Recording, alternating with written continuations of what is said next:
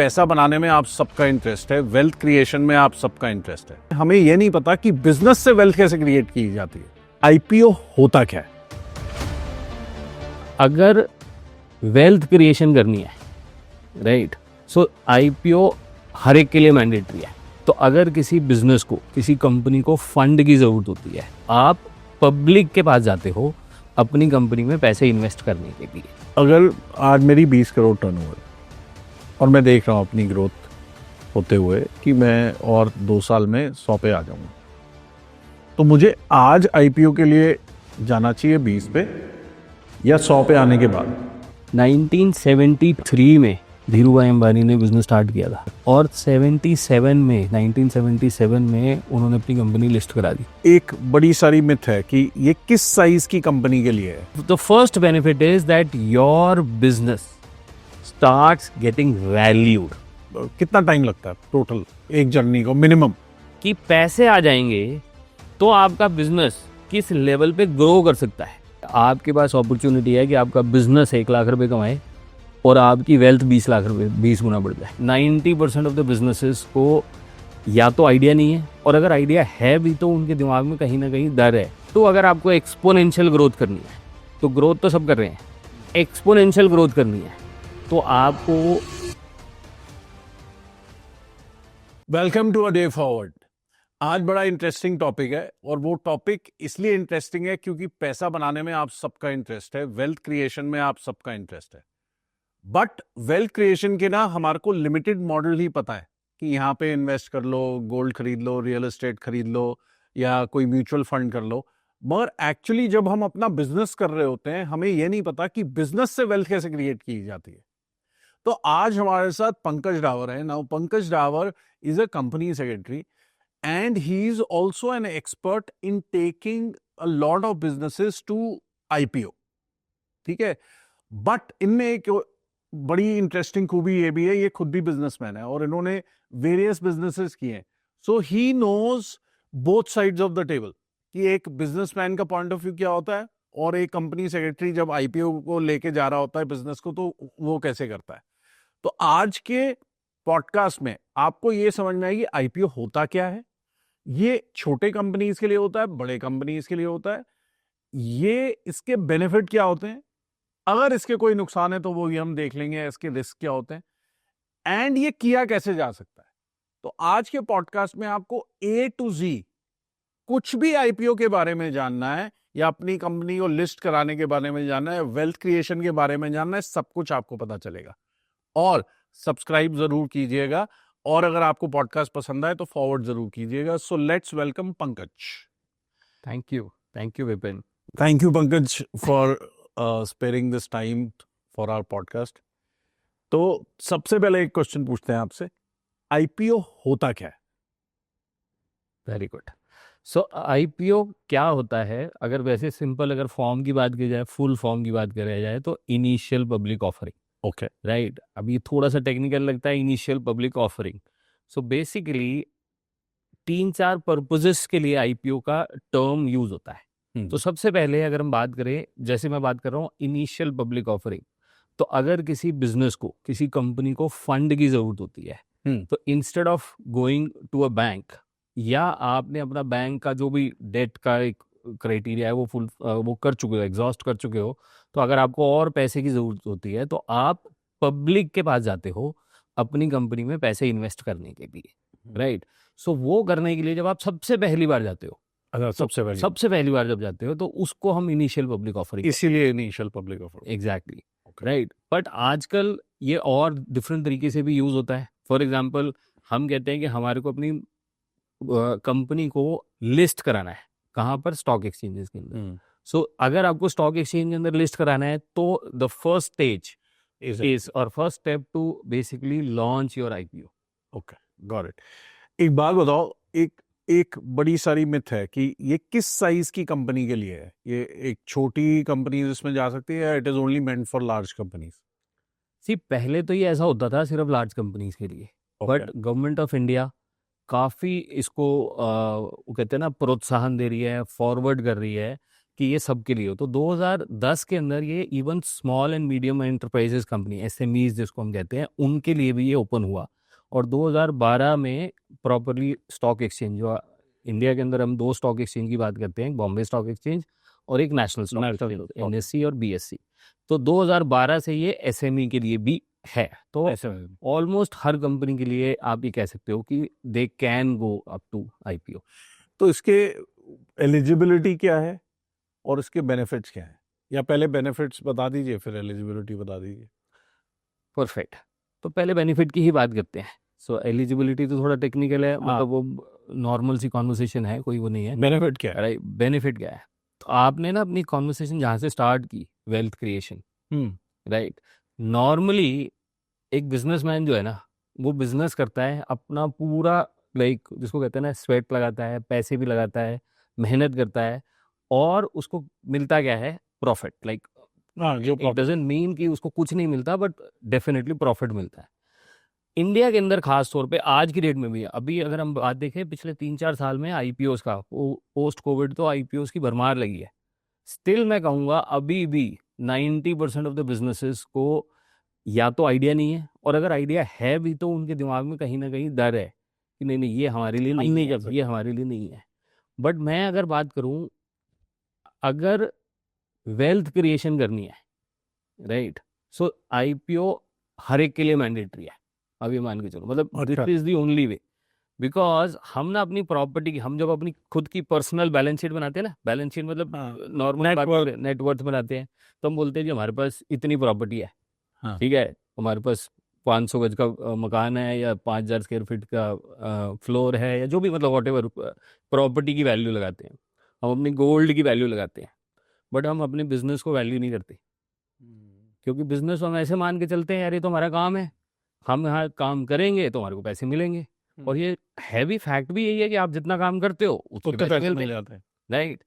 But the moment you list your company, आपकी जो value है, आपकी जो बिजनेस की जो वैल्यू है, वो डिटरमाइन होती है, राइट। टेक्निकली तो लोगों को बहुत आइडिया है, मतलब अगर अकाउंटेंट से बात की जाए, सीएस के साथ बात की जाए, तो वो वैल्यूएशन वगैरह करते हैं। बट एक नॉर्मल सिनेरियो की बात की जाए, एक नॉर्मल लेमैन लैंग्वेज की अगर हम बात करें, तो बिजनेस की वैल्यू, उससे पहले एक बार वैल्यू की बात करते हैं। वैल्यू का क्या मतलब है? वैल्यू मतलब वैल्यूएशन का क्या मतलब है, राइट। सो हम जब प्रॉपर्टी खरीदते हैं तो हमारे को पता है आज ये कीमत है, एक पर्टिकुलर कीमत है, फिर साल के बाद वो बढ़ जाती है because of demand and supply and all वगैरह, राइट। बट हम अपने बिजनेस को कैसे वैल्यू कर सकते हैं? बिजनेस तो नॉर्मल ऐसा है नहीं ना कि आप बिजनेस बेच दो किसी को, राइट, या उसका कुछ पार्ट बेच दो एंड ऑल वगैरह। नॉर्मली बिजनेसमैन कैसे चलाता है कि भाई उसको बढ़ाता रहता है। मतलब किसी ने दुकान खोली, पहले 1 दुकान थी, फिर 2 दुकान होगी, फिर 3 दुकान होगी, उसके अपने टर्नओवर्स बढ़ते रहे, या कोई फैक्ट्री है तो वो अपने टर्नओवर्स बढ़ाता रहा, राइट।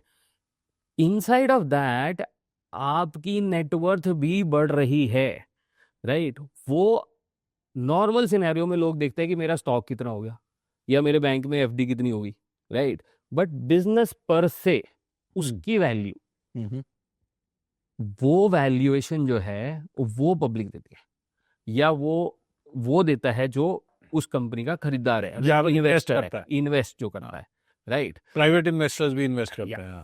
तो the first benefit is that your business starts getting valued. वो सबसे बड़ी बात है, राइट। अब ये क्यों करना है अपने को? मतलब बेनिफिट को ही आगे कंटिन्यू करते हैं कि भाई एक बार आपकी वैल्यू प्रॉपर समझ में आ गई कि वैल्यू हो गई, इसके आगे क्या क्या फायदे हो सकते हैं। अब आपको जब आईपीओ लेके आना है, या आपको अपनी कंपनी को लिस्ट कराना है, राइट, तो उसके लिए कुछ क्राइटेरियाज फुलफिल करते हैं, जो भी हम बात करेंगे एलिजिबिलिटी की। बट पहले फंडामेंटल्स बात कर लेते हैं कि भाई अगर आपको आईपीओ लाना है तो आपको एक लेवल पे उसको आई वुड से स्ट्रक्चराइज करना होगा, स्ट्रक्चर के अंदर लेके आना पड़ेगा। मतलब आपको बिजनेस को अगर लिस्ट कराना है, कंपनी को अगर लिस्ट कराना है, तो उसका एक स्ट्रक्चर होना चाहिए, right. Proper structure in the sense जैसे बड़ी बड़ी कंपनीज काम करती हैं कि भाई हमारे बिजनेस हेड्स हैं, सीईओज हैं, फाइनेंशियल एक्सपर्ट्स हैं, एक डेडिकेटेड टीम है, हर चीज प्रोसेस के थ्रू हो रही है एंड ऑल वगैरह, राइट। तो स्ट्रक्चर कराना मतलब आप एक एंड गोल की तरफ जाते हो कि भाई हमें लिस्ट कराना है, तो सबसे पहला आप अपना स्ट्रक्चर बनाते हो। अब उसका बेनिफिट अगर हम नॉर्मल सिनेरियो में भी बात करें तो हर बिजनेसमैन चाहता तो है कि मेरा मेरा धंधा मेरे बिना भी चले, हाँ राइट, कि मेरे को सुबह जाके दुकान खोलनी ना पड़े। बड़े एज सिंपल टर्म्स की अगर हम बात करें सब ये तो चाहते सब बंदे ये चाहते हैं। तो सब पहला बेनिफिट आपको स्ट्रक्चर करना ही पड़ेगा, नंबर 1। नंबर 2, अगर आपको एक्सपोनेंशियल ग्रोथ करनी है, तो ग्रोथ तो सब कर रहे हैं, एक्सपोनेंशियल ग्रोथ करनी है तो आपको एक्सपोनेंशियल किसको कहोगे और ग्रोथ किसको कहोगे? एक्सपोनेंशियल मतलब बेइंतहा, मतलब 100 growth Guna. In the sense normal growth क्या होती है, हर बंदा आज जो धंधा कर रहा है अगले साल 20% एक्स्ट्रा कर लेगा, फिर 25% एक्स्ट्रा कर लेगा। बट अगर आपको 100 गुना करना है, 20 गुना करना है, 50 गुना करना है, तो उसके लिए हर बिजनेस के पास कंस्ट्रेंट होते हैं। 2-3 तरीके के कंस्ट्रेंट होते हैं।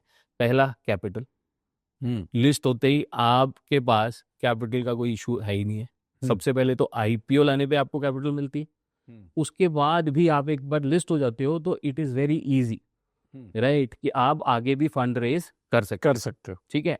दूसरा, आपको एडवाइजर्स चाहिए होते हैं। एडवाइजर्स इन द सेंस, जब आप ग्रो कर रहे होते हो तो उस जर्नी के अंदर आपको एक्सपर्ट्स की एडवाइस वगैरह चाहिए होती है। तो जब आपके पास फंड है, जब आप अपने आप को स्ट्रक्चर कर चुके हो, तो you have the ability to basically, और आपकी कंपनी में जिन लोगों ने इन्वेस्ट किया है वो भी कहीं ना कहीं आपको एक तरह से कनेक्ट्स कह सकते हो या एडवाइजिंग कह सकते हो, वो चीज़ें आपको मिलती है, राइट। सो स्केलेबल करने, और फिर जब आप बड़ा करते हो तो आपको वो नॉलेज भी चाहिए कि उसको क्या कहते हैं, अब हम जैसे स्केल की बात कर रहे हैं तो पहले हमने सिस्टम्स बनाए, सिस्टम्स के बाद हम जो लोग रखेंगे वो एक बिजनेस को एक तरह से इंडिपेंडेंसी की तरफ लेके जाएंगे, राइट। तो आपकी डिपेंडेंसी फ्रॉम डूअर से स्ट्रैटेजिक प्लानिंग में चली जाती है। ठीक है। तो आपके पास एक एबिलिटी आ जाती है कि आप उसको स्ट्रैटेजाइज कर सकते हो आगे अपने बिजनेस को, with the help of people, with the help of funds, with the help of knowledge या enhanced knowledge you can say, या सो मतलब अगर आपको ग्रो करना है तो मेरे हिसाब से तो बड़ा सिंपल सी बात है। मैं एक नॉर्मल एक लाइन बोलता हूँ कि ना, अगर आप कोई क्वेश्चन पूछे ना कि भाई आपको आईपीओ में जाना चाहिए या नहीं जाना चाहिए, तो चाहिए के लिए तो कोई चॉइस ही नहीं है, और बिजनेस को जाना चाहिए, राइट।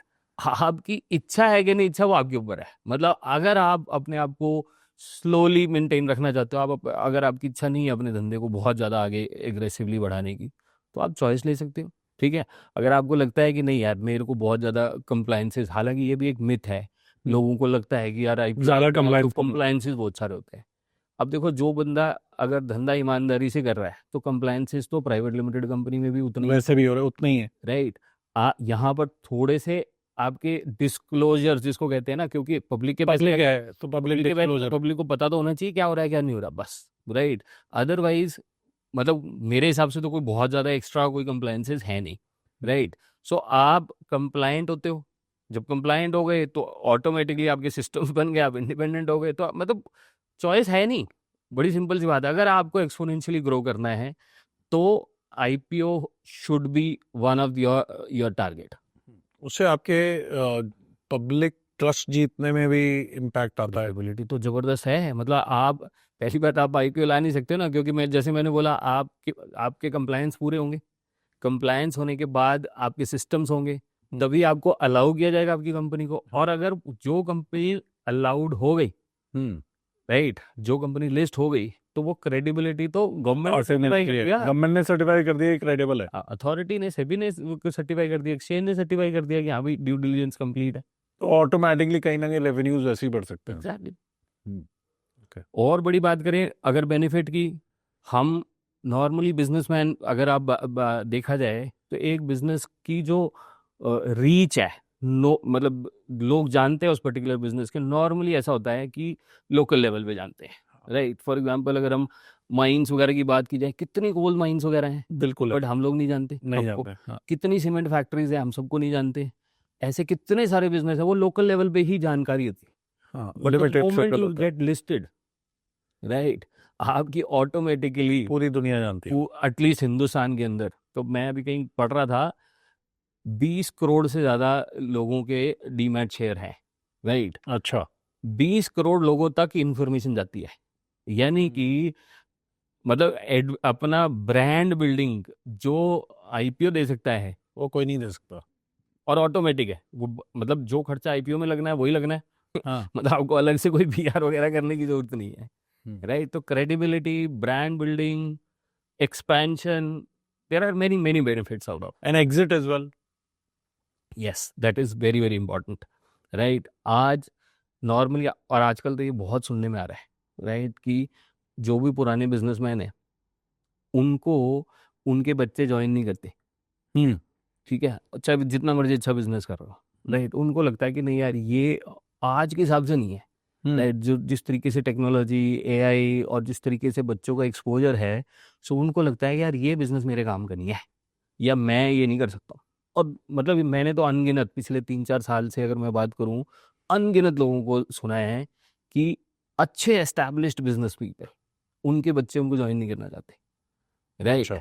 अब ऐसे बिजनेसेस के लिए आज की डेट में कोई ऑप्शन ही नहीं है ना। मतलब एक बंदा अगर 60 साल, 65 साल, 70 साल का हो गया, तो उसके बाद बच्चे ज्वाइन कर नहीं रहे, मतलब उन्होंने जितनी 40-50 साल मेहनत करी, वो राइट, जीरो होगी। प्रॉफिट के अलावा तो कुछ नहीं मिला ना उनको, राइट? अब उनके पास कोई चॉइस नहीं है किसी ना किसी को हैंड ओवर करने की, या अल्टीमेटली बहुत सारे ऐसे लोग देखे हैं जिन्होंने बिजनेस बंद करने की भी सोच लिया, राइट? अब अब मैं बिल्कुल इसको अनअवेयरनेस की ही बात करूंगा। अगर वो सही टाइम पे अपनी कंपनी को लिस्ट कर देते, एग्जिट ले सकते, राइट, सबसे पहले लिस्ट करते ही आप, जैसे मैंने शुरुआत की कि वे सिस्टम बनाने पड़ेंगे, तो वो इंडिपेंडेंट, मैं लाइक प्रोफेशनली रन हो जाएगी कंपनी। जब प्रोफेशनली कंपनी रन हो रही होगी, सो आप लाइक जो जिन्होंने बिजनेस शुरू किया वो भी एक तरह से एज एन इन्वेस्टर काम कर सकते हैं, right? They can be on the board and they can guide the management, right? Because वो एक इंडिपेंडेंट कंपनी है ही है। ये तो हम बचपन से भी पढ़ते आ रहे हैं, company and like business individual, हाँ, बिजनेस टू सेपरेट एंटिटी। या and businessman are two separate entities. Normally अगर हम ऐसे ऑपरेट नहीं करते, हम ऐसे ऑपरेट करते ही नहीं है। तो this is the easiest way. You can exit also, और you can be a part time, right? और एग्जिट भी ऐसे नहीं कि आप सिर्फ बाहर आना है, मतलब you exit by taking appropriate value of your company, right? Appropriate value of what you have done in last 40 years, 50 years, 30 years, right? जो अदरवाइज नहीं मिलती। मिल ही नहीं सकती कभी भी। हाँ, नहीं तो किसी ना किसी के वैल्यूएशन, कोई प्राइवेट इन्वेस्टर आएगा वो कुछ भी वैल्यूएशन डाल सकता है, जब पब्लिक में जाती है तो एक फर्क चीज होती है। Very good. तो ये तो हो गए बेनिफिट्स। अब कौन कर सकता है, कौन नहीं कर सकता, उसके क्या क्राइटेरिया है? सो जैसे मैंने बोला, मिनिमम क्राइटेरिया क्या होता है? जैसे मैंने बोला कि देखो, कर तो कोई भी सकता है, ठीक है, यस, क्राइटेरिया है। हाँ, वो क्राइटेरिया क्या है? तो बहुत सिंपल से क्राइटेरिया है। पहली बात तो आपके बिजनेस को लिमिटेड कंपनी बनना पड़ेगा, राइट? तो अगर जैसे मैं बोलता हूँ, आप, ये भी बहुत भारी सा वर्ड है लिमिटेड कंपनी। बहुत सारे बिजनेसेस प्रोप्राइटरशिप से चल रहे हैं, राइट? पार्टनरशिप फॉर्म में चल रहे हैं। हाँ। बहुत सारे प्राइवेट लिमिटेड भी चल रहे हैं, बट वो काम नॉर्मली पार्टनरशिप की तरह ही करते हैं, की तरह ही करते हैं, राइट? सो क्राइटेरिया बड़ा सिंपल है कि आपका बिजनेस प्रॉफिटेबल होना चाहिए, राइट? ठीक है। आपका बिजनेस ग्रोइंग होना चाहिए, प्रॉफिटेबल होना चाहिए, और अगर आप प्रोप्राइटरशिप भी हो तो आप अपनी कंपनी को, अपने बिजनेस को कन्वर्ट कर सकते हो in a private limited company. And the moment you are ready for IPO, तो उसको हम लिमिटेड करते हैं, प्राइवेट लिमिटेड से लिमिटेड कंपनी करते हैं। वो बहुत छोटा मोटा कागजी वो है, there are certain fees to it, वो फीस जमा करके आप लिमिटेड कंपनी बन सकते हो। टर्नओवर भी कोई इसकी? यस, सो टर्नओवर से ज्यादा प्रॉफिटेबिलिटी के ऊपर वो रहता है, राइट? अगर आप एसएमई डोमेन में वो करते हो तो स्मॉल एंड मीडियम, हाँ, पिछले 2 साल में ऑपरेटिंग प्रॉफिट 1 करोड़ से ज्यादा होना चाहिए, और आपके एसेट्स, टेंजिबल एसेट्स जिसको हम कहते हैं, वो 3 करोड़ से ज्यादा होने चाहिए, राइट? 3 साल कम से कम पुरानी आपकी कंपनी। टर्नओवर से कोई लेना देना नहीं है? टर्नओवर बहुत ज्यादा इम्पैक्ट नहीं करता, मतलब देखा जाता है, ड्यू डिलिजेंस का पार्ट है टर्नओवर, ऐसा नहीं है, बट वो क्राइटेरिया का पार्ट नहीं है। क्राइटेरिया का पार्ट है मिनिमम 1 करोड़ रुपए पर एनम का profit, operating profit. Operating profit और प्रॉफिट में क्या फर्क है? देखो, 3-4 टेक्निकल टर्म्स होती हैं। सबसे ज्यादा जो टर्म यूज होती है, वो जो बैलेंस शीट के अंदर हम देखते हैं, वो पैट होती है, प्रॉफिट आफ्टर टैक्स, राइट? तो प्रॉफिट बिफोर टैक्स एक प्रॉफिट है, और ऑपरेटिंग प्रॉफिट। तो इसके अंदर मेजरली जो एक टर्म होती है, एबिटडा, हाँ, earning before interest, taxes and depreciation, अच्छा, तो ऑपरेटिंग प्रॉफिट का मतलब हुआ कि जो धंधा करके जो एक्चुअली में आप प्रॉफिट कमा रहे हो, राइट, उसके बाद आपको कुछ डिडक्शंस वगैरह जो मिलती हैं या आप और जो खर्चा कर रहे हो उसके उससे पहले, राइट, टैक्स अगर देने आपका से 1 पहले, करोड़ का और हाँ, टैक्स भी देने से पहले टैक्स भी देने से आपका प्रॉफिट होना पहले, चाहिए तो आप एलिजिबल और होते हो। 3 करोड़ के टेंजिबल एसेट होना चाहिए। टेंजिबल एसेट में क्या क्या आता है?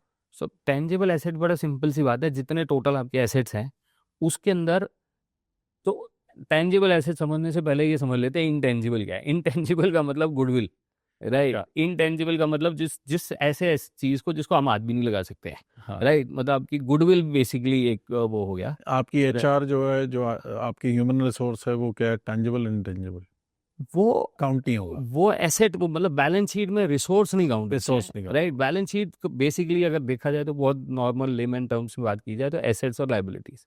सो 3 करोड़ का जो फिगर है वो है कि टोटल एसेट्स माइनस इन, अगर कोई गुडविल वगैरह आपने डाल रखी है उसके अंदर, कुछ समझ गुडविल वगैरह है तो समझ। उसको हटा के और लाइबिलिटीज माइनस कर दो, तो बाकी जो एसेट्स है वो 3 करोड़ से ज़्यादा होनी चाहिए।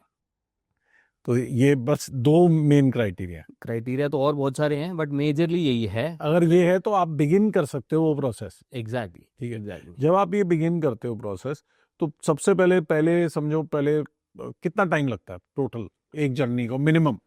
Very good. सो अगर आप प्रोसेस की बात करो तो 3 से 6 महीने लगते हैं, ठीक है, लेकिन कंप्लाइंस प्रोसेस को स्टार्ट करने से पहले हाँ, आपको जो अपने आप को प्रिपेयर करना होता है, राइट, उसमें आपको और 6 महीने लग सकते हैं, राइट। तो मैं ये मानता हूँ, उस प्रिपरेशन में क्या है और उसके बाद क्या है? Very good. तो होता क्या है कि लिस्ट कराने के नॉर्मल, जैसे आईपीओ लाने के लिए ना कुछ क्राइटेरियाज, जैसे मैंने आपको अभी क्राइटेरिया बताए, अब इसके कुछ प्रोसेसेस है। प्रोसेसेस क्या है? सिंपल है कि आपको सबसे पहले एक मर्चेंट बैंकर के साथ टाई अप करना होगा, ठीक ठीक है, है। मर्चेंट बैंकर एक वो एंटिटी है जो सेबी ने ऑथराइज किए हुए, right, SEBI certified merchant merchant banker, banker. ठीक है। They are those people who would basically represent your company, your business to stock exchange, ठीक राइट। है, अब इनका काम रिप्रेजेंट करने के लिए ये आपको पूरा जानते हैं, समझते हैं और आपकी ड्यू डिलीजेंस भी करते हैं, ठीक है। अच्छा, तो जिस दिन इन्होंने काम शुरू किया, इसका मिनिमम जो टाइम पीरियड है वो 60 डेज के आसपास होता है, 60 to 75 days, okay, right. But इसमें आप लगा लो कि ऑन एन एवरेज 3-1 महीने लग जाते हैं। फिर वो स्टॉक एक्सचेंज में एप्लीकेशन जाती है, जिसका भी एक ऑलमोस्ट 45 to 60 डेज का प्रोसेस होता है, राइट। तो ये तो हो गया पूरा नॉर्मल प्रोसेस कि भाई आपने मर्चेंट डिसाइड कर लिया, हाँ, मर्चेंडाइज करके ये आगे का प्रोसेस। हाँ, जिस दिन उसने काम करना शुरू कर दिया, हाँ, और राइट, वहां का 6 महीने के अंदर आईपीओ आ सकता है। अच्छा, लेकिन उससे पहले किस मर्चेंट बैंकर के साथ जाना है, राइट। मर्चेंट बैंकर जाने, मर्चेंट बैंकर से पहले भी हमें हमारी बुक्स के हिसाब से क्या हमारी प्रॉफिटेबिलिटी आ रही है, हमारे क्राइटेरिया हो रहे हैं कि नहीं हो रहे, हाँ, राइट। आईपीओ लाना है तो क्यों लाना है, हाँ, राइट। हमने बड़े सारे बेनिफिट्स की बात करी, राइट, बट हम पब्लिक के पास जा रहे हैं पैसे लेने के लिए, उसका क्या तो करेंगे ये पैसे पूछे का? कि भाई करोगे क्या इस पैसे का, ये खुद को भी पता होना चाहिए ना। खुद को भी पता होना चाहिए। हम सिर्फ मतलब पैसे कोई घर में बैठ, ये पैसे आपको नहीं मिलते हैं, ये कंपनी को मिलते हैं। इसमें एक क्वेश्चन है मेरा। हम्म। समझो मेरे को मार्केट से 20 करोड़ रेज करने, ठीक है ना? अब वो 20 करोड़ रेज करके ऑब्वियसली मैं कुछ एक्सपेंशन ही कर रहा हूँ। अब मुझे क्या देखना है एज अ बिजनेसमैन? मुझे क्या देखना चाहिए कि मेरे को 20 करोड़ लगा के क्या पर एनम का प्रॉफिट होना चाहिए, तो मैं उनको भी कुछ फायदा दे पाऊंगा? ऐसा भी कुछ थिंकिंग होती है? देखो आप ना, अगर मेरा 20 करोड़, मैंने 20 करोड़ रेज किया और समझ लो मेरा प्रॉफिट ही उसमें 5% है, रेज करने के बाद भी जब मैं बिजनेस करूंगा, मेरे कुछ प्लान होगा, तो मैं सिर्फ 1 करोड़ ही कमा रहा हूँ, तो मेरे को रेज करना चाहिए फिर? Very good.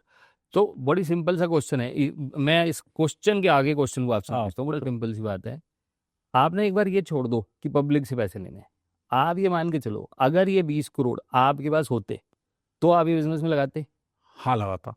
तो बस फिर तो आप बिजनेस में नहीं, मैं फिर भी एक देखो, हर बिजनेस की प्रॉफिटेबिलिटी फर्क है। जो मैं सुनने में आता हूँ, मैं जो सुनता हूँ, कई लोग बोलते हैं यार मेरे पास पैसे हो, हमारे बिजनेस में तो सिर्फ 5% प्रॉफिट है, और कई लोग बोलते हैं हमारे तो 100% प्रॉफिट भी है, 200% प्रॉफिट भी है। तो अब एज ए लेमैन मुझे लगता है 100-200 वाले को तो ऑब्वियसली जाना चाहिए बाजार से पैसा उठा के, ताकि उसके और पैसे बढ़ सकें। बट जो 5% वाले, वो जाना चाहिए। Very good. तो क्राइटेरिया ना ये 5 और 100 नहीं है, हाँ। क्राइटेरिया ये है, और जब मैं क्राइटेरिया की बात कर रहा हूँ, I am not asking telling about the technical criteria. Technical criteria. Criteria simple है, पैसे आपको तब लगाने चाहिए जब आप अपने धंधे को एक्सपोनेंशियली ग्रो करना चाहते हो, बढ़ाना चाहते हो। आपको क्लियर है कि बाकी सारी चीजें मेरे पास हैं, बाकी सारी चीजें इन द सेंस धंधे को करने की कैपेबिलिटी, उसको करने का एक्सपीरियंस, उसको मेरा ट्रैक रिकॉर्ड, राइट, ये सारी चीजें हैं।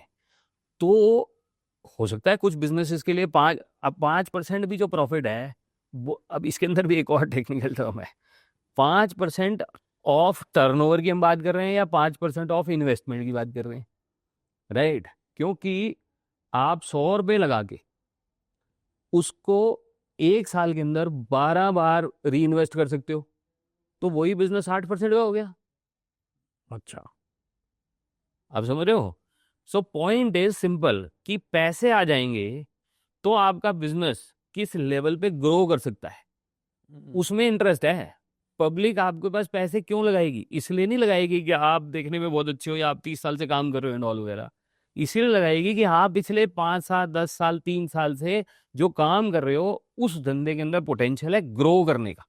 तो मैं भी पैसा अगर लगाऊंगा तो मेरा पैसा पैसा ग्रो, बढ़ जाएगा। मेरा पैसे बढ़ेंगे, सिंपल सी बात है। हम्म। तो बिजनेस के अंदर ग्रोथ पोटेंशियल है, जो कि नॉर्मली हर बिजनेस के अंदर होता है। ऐसा नहीं है कि क्योंकि आप काम अभी बिजनेस चल रहा होता है। कभी आप बिजनेस कर रहे हो, नहीं तो बंद ही हो जाते हैं ना चीजें, हाँ। राइट। तो अगर बिजनेस के अंदर पोटेंशियल है और आप अपने पैसे, मतलब आप आज की डेट में आईपीओ में जा भी तो इसलिए रहे हो कि भाई इतने पैसे मेरे पास नहीं है। अगर मेरे पास बाकी सब कुछ है, मतलब मैं धंधा कर सकता हूँ, मेरे पास एक्सपीरियंस है, सब कुछ है, अब मेरे को सिर्फ फंड्स की जरूरत है, तो मैं कुछ फंड्स लगाता हूँ या लेके आता हूँ। बैंक से भी तो आप तभी लेते हो कि आपको उम्मीद है ना कि बैंक ने ब्याज देना है 12%, 9%, 10%, कि मैं 24 कमा सकता हूँ, तभी आप लेते हो। ऐसी अब ये जो पैसे हैं ये पब्लिक आपको दे रही है एक तरह से बिना इंटरेस्ट के। हाँ। तो उनका इंटरेस्ट क्या है कि आपका बिजनेस ग्रो होना चाहिए। समझ गया। तो इसका कोई क्राइटेरिया नहीं है, आप क्या कितने परसेंट बनाते हो, कितने नहीं बनाते? वही मैं बोल रहा हूँ ना, क्राइटेरिया पैसे लगाने का रिलेशनशिप जो है ना वो नहीं है, राइट। बात यह है कि ये पैसे आ जाएंगे तो आपके बिजनेस में कितनी ग्रोथ होगी, वो ग्रोथ अगर है तो एनीबडी वुड इन्वेस्ट। अच्छा, फिर ये क्वेश्चन मैं बताता हूँ कहाँ से आ रहा है। बहुत सारे लोग, हमने पिछले कुछ टाइम से, जब से ये एसएमई वाला बोर्ड खुला और लोगों ने आईपीओ किए, हमने बहुत सारे बिजनेस देखे। लॉन्च हुआ, 50 रुपए का शेयर था, 2 साल बाद 5 रुपए का शेयर था। उसके बाद वो कंपनी बस चलने को चल रही है, कोई प्रॉफिट है नहीं, और लोग बोलते हैं फ्रॉड हो गया। ठीक है, ये लोगों ने इन्होंने जानबूझ के, जो बंदे थे इनकी वैल्यूएशन ही 20 करोड़ थी, इन्होंने मार्केट से 100 उठा के अपने 50 साइड ले गए और बाकी 50 डुबो दिए, वो चल नहीं रहा। ये पहली चीज होता कैसे है और ये कैसे प्रिवेंट किया जा सकता है? देखो, ये जो आपने बात करी ना कि शेयर कितना आगे बढ़ेगा या वो चल नहीं रहा, ये सबसे पहले तो ये डिपेंड करता है मार्केट फोर्सेस के ऊपर, राइट। क्योंकि ये प्योर डिमांड एंड सप्लाई है, इसमें बिजनेसमैन का, ओनर का, प्रमोटर का जिसको हम कहते हैं, उसका नॉर्मली हाथ नहीं होता है, ठीक है। बट मैं आपकी बात को डिनाई नहीं करूंगा, ऐसा पॉसिबल है, हुआ है ऐसा हुआ भी होगा, पक्की बात हुआ होगा कि आपने एक कंपनी को डिफरेंटली सिर्फ वो जिसको कहते हैं ना शोकेस करने के लिए शोकेस कर लिया आप। राइट। हाँ। तो उस कंपनी में आप नॉर्मली फ्रॉड वाली बात हम उसको कहते हैं, ठीक है। बट आज की डेट में जो बीएससी के और एनएससी के जो नॉर्म्स हैं वो काफी significant है, काफी stringent हो चुके हैं।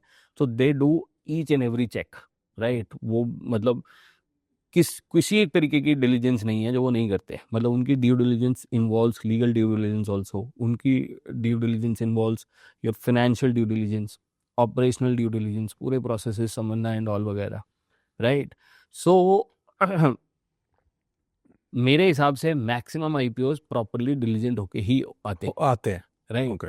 कोई इक्का दुक्का अगर कुछ अगर इस तरीके की है स्टोरीज वगैरह, राइट, तो पॉसिबल है, मैं उसको डिनाई नहीं करूंगा, राइट। बट मेजरली जो भी आपने ये क्वेश्चन पूछा ना, ये basically from the investor perspective है। हाँ, बिल्कुल ठीक बोल रहे हो आप। बट अब वही वाली बात है, जैसे कहते हैं ना, जब गेहूं पिसती है तो घुन भी साथ में पिसता है, तो मतलब यस, इस वजह से कुछ हद तक रिस्क जो है, लोगों की एपरेंट रिस्क जो है वो बढ़ता है, राइट। उनको लगता है रिस्की है, बट अदरवाइज अगर आप देखो, हिस्टोरिकली देखा जाए तो मेरे ख्याल से आज की डेट में अगर किसी को वेल्दी कहा जाता है, मतलब अगर हम हिंदू दुनिया के सबसे वेल्दीएस्ट लोगों की बात की जाए, वो सब Right. लिस्टेड है, वो सिर्फ इस वजह से वेल्दीएस्ट हैं। उनकी मार्केट कैपिटलाइजेशन जो है उस वजह से। हाँ, उनके खुद का जो उनके जो बिजनेस की वैल्यू है वो पब्लिक ने अब ये बताओ, ये बिजनेस की वैल्यू कैसे काउंट होती है? जो ये वेल्थ क्रिएशन है, ये क्या है? इसको कैसे काउंट करते हैं? Very good. सो जैसे मैंने बताया, बात तो मार्केट कैपिटलाइजेशन से रिलेटेड है कि मार्केट हाँ। में डिमांड एंड सप्लाई से रिलेटेड है, बट ये इसके पीछे भी साइंस है, हाँ, राइट। एक टर्म बोली जाती है PE, right, price to earning. Price to earning. Price to earning ये डिफरेंट डिफरेंट इंडस्ट्रीज की डिफरेंट होती है, राइट। बट आप मान के चलो, इसमें ना एक मैं बड़ी अच्छी बात और बोलता हूँ बिजनेसमैन के लिए, खास तौर पे जब हम बेनिफिट की बात करते हैं ना, एक एक बड़ी फेवरेट सा कॉन्वर्सेशन है। मैं नॉर्मली जब भी किसी बिजनेसमैन से बात करता हूँ तो मैं बोलता हूँ कि भाई, आप जितनी भी मेहनत कर रहे हो उससे आप एक पर्टिकुलर अमाउंट पैसे कमा रहे हो, जैसे मान लो आपने ₹1,00,000 कमाए, राइट, तो आप अपने घर में कितने पैसे लेके जा सकते हो? ₹1,00,000 लेके जा सकते हो, अगर आप एज अ नॉन लिस्टेड और नॉर्मल बिजनेस कर रहे हैं, ठीक है। The moment you get listed, right, आपके पास अपॉर्चुनिटी है कि आपका बिजनेस ₹1,00,000 कमाए और आपकी वेल्थ ₹20,00,000 20 गुना बढ़ जाए। हाँ, हाँ, ये कैसे? हाँ, यही यही टर्म है जिसको हम कहते हैं वैल्यूएशन, यही टर्म है जिसको हम कहते हैं price to earning, right. Okay. So normally होता क्या है कि आप ये बिजनेस जितना पैसा कमा रहा है उसके एक मल्टीपल पे, प्राइस मल्टीपल कह लो, राइट, उसके ऊपर वैल्यूएशन होती है, राइट। ये एक तरीका है वैल्यू करने का, बट मार्केट जो जिसको हम लिस्टेड कंपनीज की बात करते हैं, आप ये देखेंगे भी, मतलब गूगल करके भी देख सकते हैं, या किसी का भी अगर आप नॉर्मली अभी कोई गूगल Price to करके देखोगे तो उसमें हर जगह लिखा होगा PE ratio, right. Okay. PE ratio क्या है? सिंपल है कि जितने पैसे आप कमाते हो उसका मल्टीपल, वो आपकी वैल्यू है। तो जैसे पी के लिए आपने बोला कि खोलो, आप गूगल खोलो, कोई भी कंपनी, लाइक आप दो तीन खुद बताओ कौन कौन सी कंपनी। इन्फोसिस का शेयर प्राइस खोलो। इन्फोसिस का शेयर प्राइस ₹1,604 है। हाँ, अब 1604 के साथ कुछ और इन्फॉर्मेशन होगी जहां पर पीई भी लिखा होगा, पीई रेशो। हाँ, P/E हाँ, रेशो हाँ, 23.68। Very good. सो 23.68 का मतलब बड़ा सिंपल है, इस कंपनी ने जितने पैसे, मतलब जो इनकी अर्निंग है, उस इनकी वैल्यूएशन जो है वो मल्टीप्लाइड बाय 23.68 है। अच्छा, सो वो ये इनकी मार्केट कैपिटलाइजेशन है।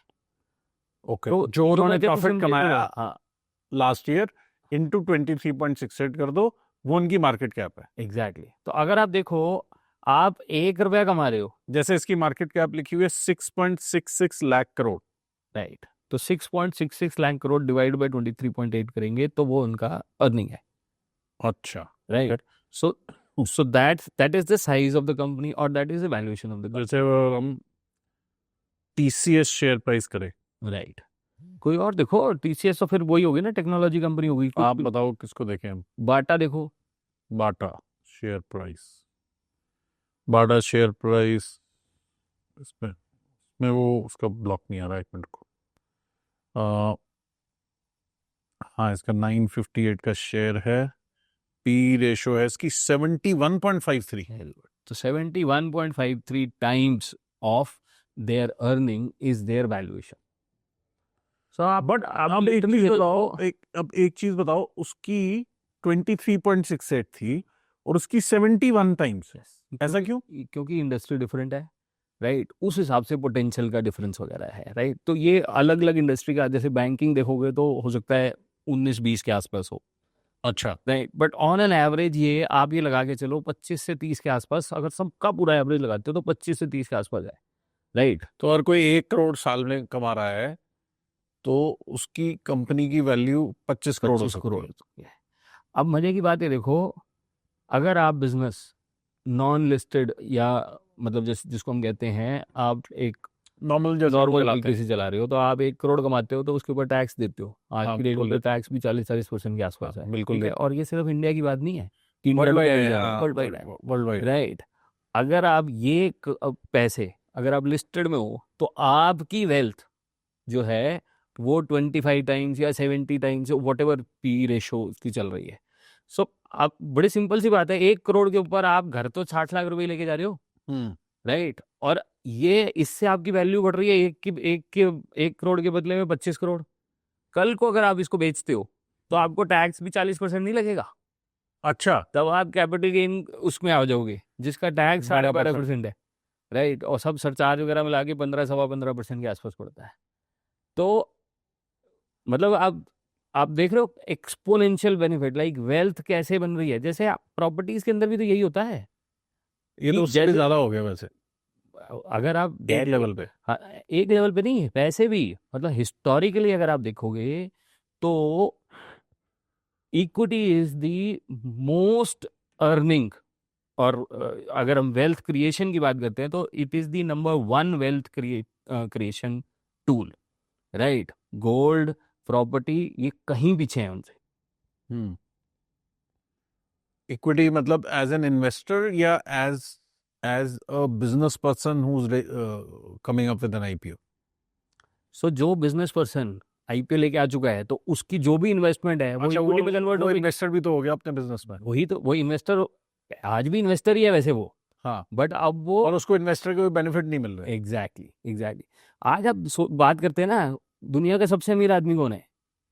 उसको बोलते हैं ना ये एलोन एलोन मस्क। मस्क। हाँ, Elon Musk. Elon Musk. Right. और हिंदुस्तान के सबसे अमीर आदमी अंबानी जो है, अडानी, अडानी। हाँ। तो ये कैसे अमीर है? मार्केट कैपिटलाइजेशन उनकी वो है। सिंपल है, उनके पास कितने शेयर्स हैं अपनी बिजनेस के। ठीक है, और भी एसेट्स हैं उनके पास, बट जो इनका मैक्सिमम चर्निंग होगा, जो चर्निंग कह रहा हूँ, मैक्सिमम पोर्शन जो होगा वो इनकी इक्विटी का होगा। हम्म। राइट। हमेशा टॉप वेल्दीएस्ट पीपल की जो लिस्ट आती है वो वेल्थ इटसेल्फ जो है वो आपके मतलब जैसे आप बोल रहे हो 30 टाइम्स या कुछ, तो मैं इसको सिंपल टर्म्स में ऐसा समझ रहा हूँ कि अगर मैं आज अपने बिजनेस में एक्स अमाउंट कमा रहा हूँ तो मैं घर एक्स अमाउंट लेके जा रहा हूँ, उसका मैं जो मर्जी करूँ और टैक्स दे रहा हूँ और 40%। टैक्स दे रहा हूँ। वर्सेस अगर मैं लिस्टेड प्लेयर हूँ तो मैं अगर एक्स कमा रहा हूँ, उसका जो भी शेयर है परसेंटेज मेरे पास, मैं इंटू 30 टाइम्स है मेरी, यस, आपकी वेल्थ और इंक्रीज हो रही है। और वो मैं कभी भी सेल ऑफ करता हूँ तो मेरा टैक्स भी कम है। Yes yes. अब आप कभी भी सेल ऑफ तब कर सकते हो जब आप एक्चुअली में लिस्ट हो, जब मैं या आपके बिजनेस की इतनी डिमांड है कि अनलिस्टेड में भी आप बेच सकते हो। नॉर्मली ऐसा नहीं होता है। नहीं होता, राइट। अनलिस्टेड में बेचना बहुत रेयर और बहुत कम होता है। और वो प्लस वो खरीदेगा भी कौन? वो वही बंदा खरीदेगा ना जो उस बिजनेस से रिलेटेड होगा, जिसको बिजनेस आता होगा। तो बहुत लिमिटेड लोग होंगे जो इंटरेस्टेड होंगे उसमें। राइट। हाँ, बट जब आप मार्केट में आते हो तो many people can be interested in that. Exact. ठीक है। अब एक चीज बताओ, इसके फॉलोआउट्स क्या हो सकते हैं? मतलब आपने बोला कि, मैंने बोला कि मेरे को लिस्ट होना है और मैं लिस्ट होने की जर्नी में गया, इसमें मैं कहाँ लिस्ट होने से पहले कहाँ गिर सकता हूँ और होने के बाद कहाँ गिर सकता हूँ? Very good. तो देखो, सबसे बड़ी बात यह है कि फॉल आउट तभी होंगे जब आप ईमानदारी से काम नहीं कर रहे हो। अच्छा। ठीक है। इसके बाद आपके पास जो स्कोप है ना बेईमानी का, हाँ, वो बहुत कम हो जाता है लिस्ट होने के बाद। लिस्ट होने के बाद। पहले पहले के फॉलोआउट बताओ। हाँ, मतलब लिस्ट होने से पहले के fall out in the sense, बस सिंपल सी बात है, अगर आप लिस्ट नहीं हो तो आपको उतनी वैल्यू नहीं मिल रही है। जो हमने बेनिफिट्स, और कोई बेनिफिट्स को उल्टा कर दो ना वो बेनिफिट्स नहीं मिलेंगे, वो मगर कोई रिस्क या कोई फॉलोआउट नहीं है। वो तो जैसे चल रहा है चल ही रहा है ना, लाइफ तो चल ही रही है। वो जो बिजनेस के फॉल आउट है वो है। बिजनेस में आपके पास सक्सेशन नहीं है, आप उससे एग्जिट इतनी आसानी से नहीं कर सकते हो। मतलब आपको बेनिफिट्स नहीं मिलेंगे, एज सच कोई रिस्क या फॉलोआउट नहीं है। और जब आप अंदर चले ये गए, वाला जो क्वेश्चन आपने पूछा ना, इसमें तो सिंपल है। जो भी आप बिजनेस में जो भी रिस्क है वो तो है ही है ना। सिंपल है। तो फॉल आउट वैसे तो कोई चक्कर ही नहीं है। कोई follow- अगर आप लिस्ट हो जाते हो तो एक मिथ जरूर है कि यार बड़े सारे कंप्लायंस करने पड़ेंगे। राइट। अब ये मिथ क्रिएट कैसे हुआ?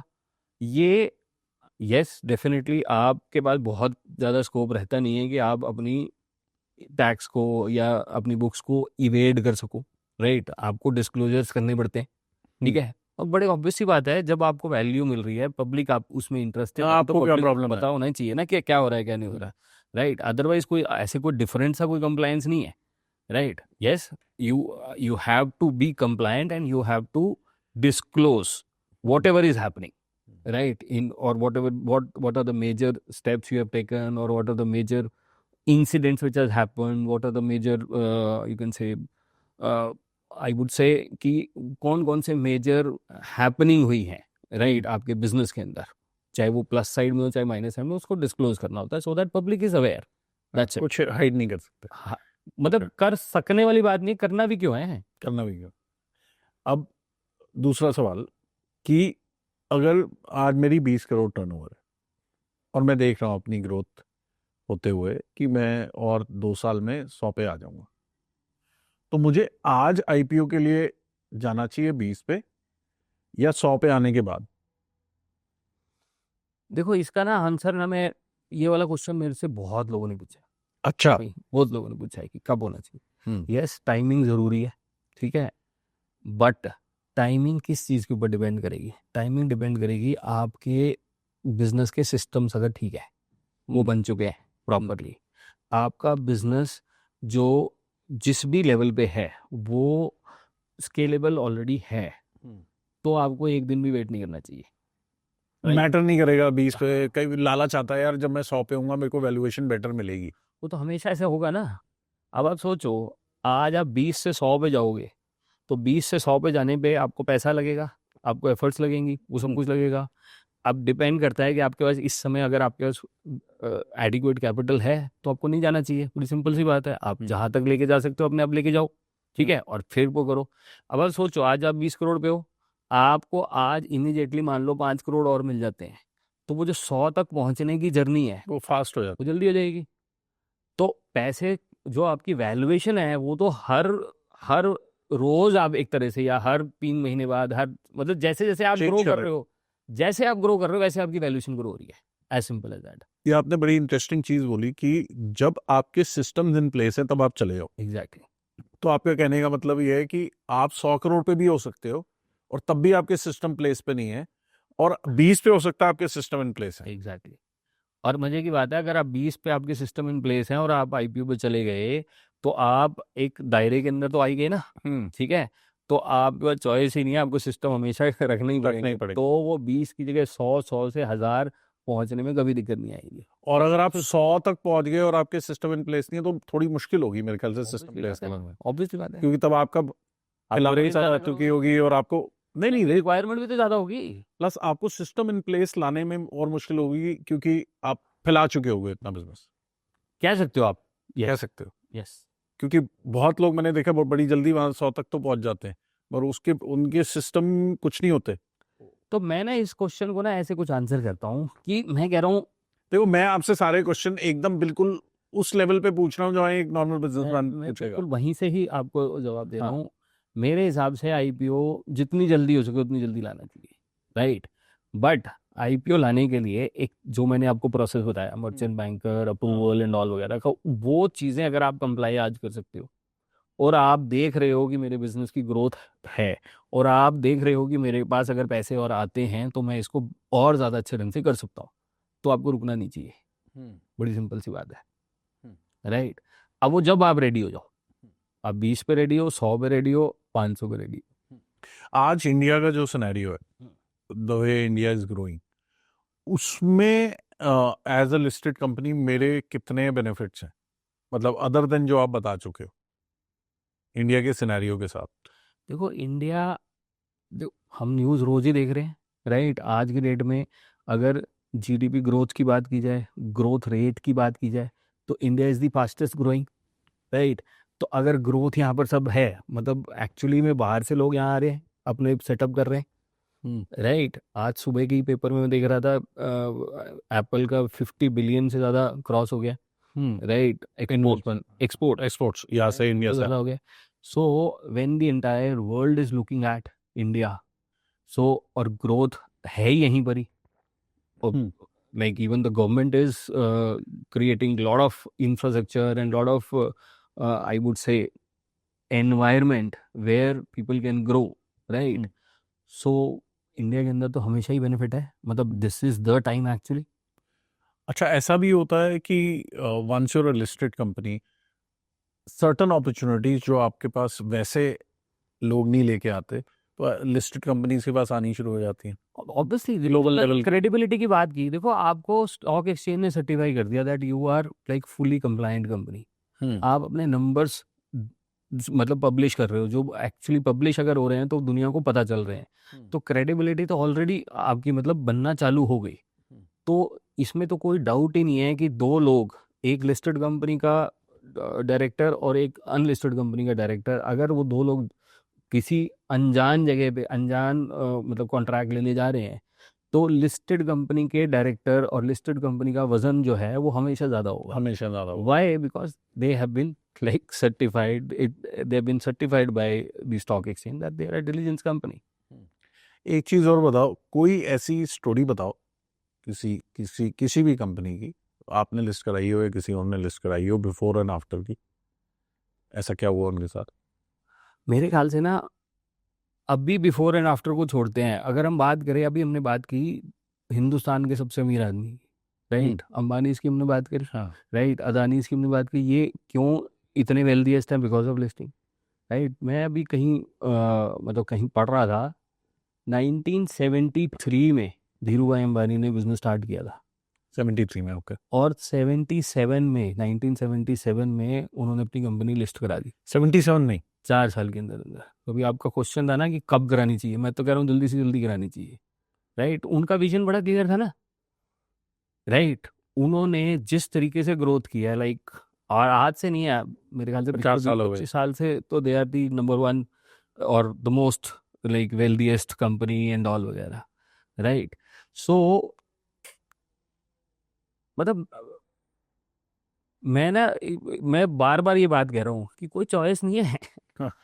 अगर आप एक्चुअली में ग्रो करना चाहते हो और अपनी वेल्थ को एक्सपोनेंशियली ग्रो करना चाहते हो, अपनी कंपनी को ग्रो करना चाहते हो, तो then listing is must, right.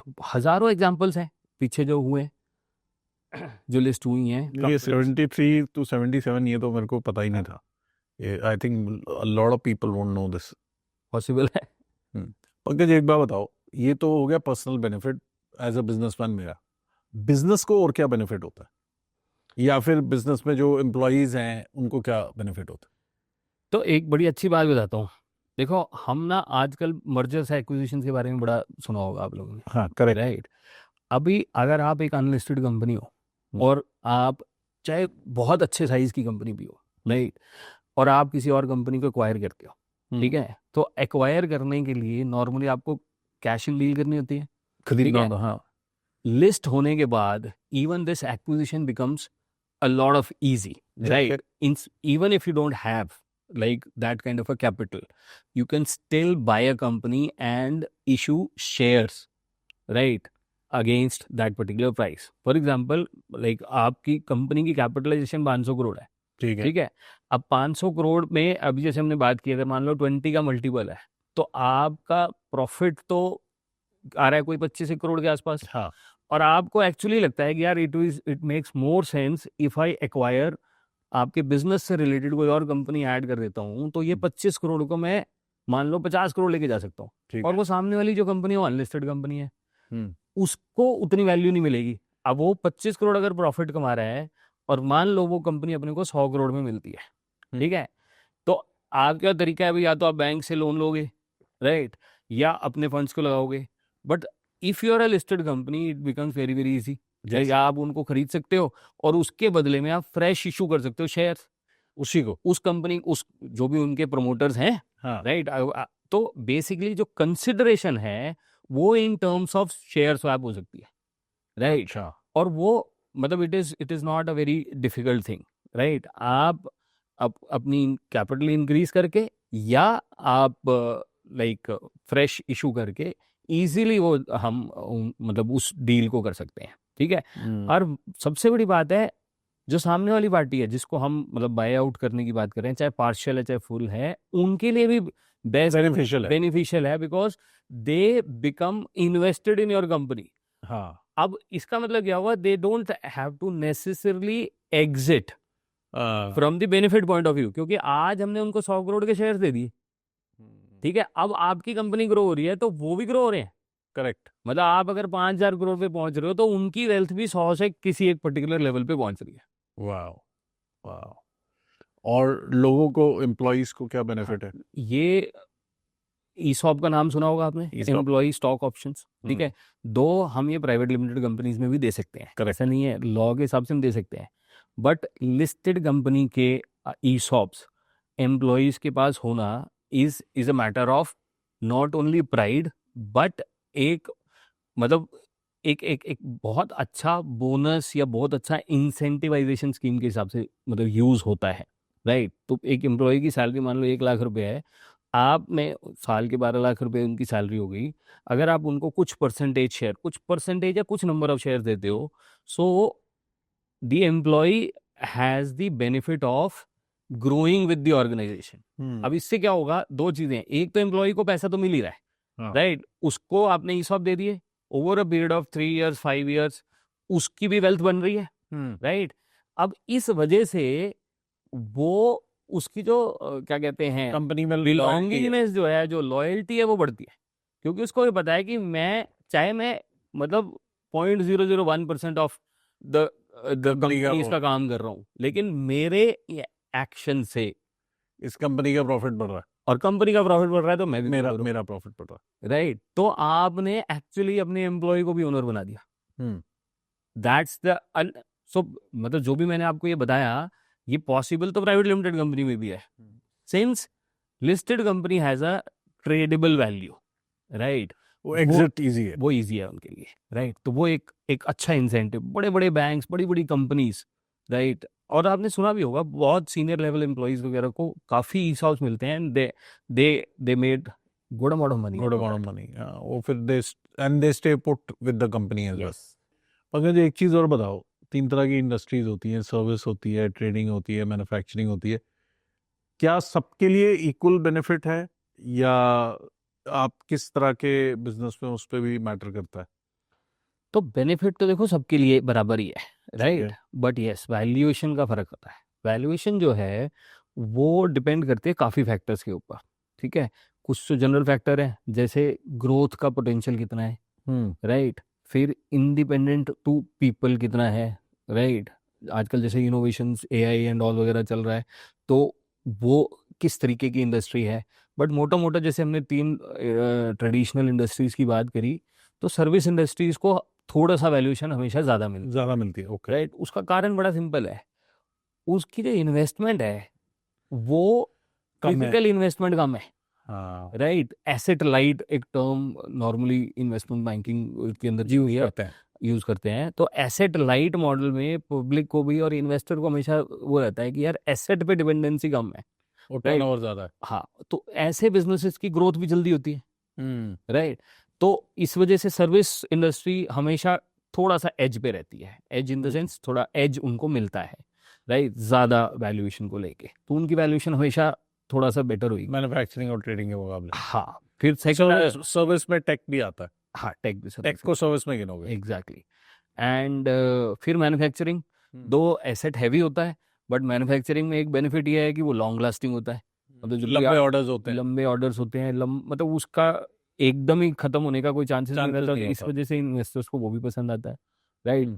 Trading तो इन तीनों के अंदर मतलब हम कह सकते हैं 3rd नंबर पे है। बाकी देखो बेनिफिट तो लिस्टिंग का सबको ही है, आपके बिजनेस में कितना दम है उसके हिसाब से लिस्टिंग में भी वैसे ही प्रॉफिट बनता है।